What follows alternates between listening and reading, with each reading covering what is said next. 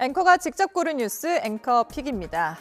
구제역보다 무서운 가축 질병으로 알려진 아프리카 돼지 열병 바이러스가 중국 전역으로 확산하고 있습니다. 그 여파로 국내 돼지고기 값까지 덩달아 상승할 거란 우려가 커지고 있는데요. 한국일보 보시죠. 아프리카 돼지 열병 바이러스는 치료약도 백신도 없어 치사율이 100%에 이릅니다. 지난해 8월 중국 선양에서 아시아 최초로 발병한 이후 올해 2월까지 반년간 돼지 100마리가 살처분되면서 중국 돈육 생산량은 올해 10% 감소했습니다. 이 때문에 중국은 돼지고기 수입량을 늘렸고 국제 돈육 가격은 지난달부터 30%가량 급등했습니다. 국내 돼지고기 값도 지난달부터 상승세로 전환했는데요. 정부는 일단 개학과 핵낙철 등의 영향이라고 보고 있지만 열병이 장기화하면 돼지고기 값 상승을 뜻하는 피그플레이션 가능성을 배제할 수 없다는 지적입니다. 돼지고기 값뿐만 아니라 또 가격이 오를까 우려되는 게 있습니다. 바로 기름값인데요. 국제 유가 움직임이 심상치 않은데 국내 기름값은 그보다 더 가파르게 오를 수 있다고 경향신문이 보도했습니다.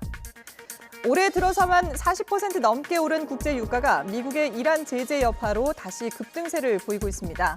다만 이란의 원유 수출 규모가 크지 않았고 석유 수출국 기구 오펙이 공급량을 늘릴 가능성이 있어 장기적으로는 안정될 거란 전망이 아직은 우세합니다.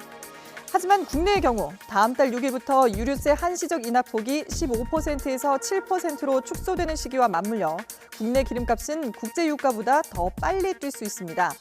유가가 추가로 오르면 소비를 중심으로 내수 경기에 부담을 줄 수 있고 무역 수지 흑자폭도 감소될 수 있다는 분석입니다.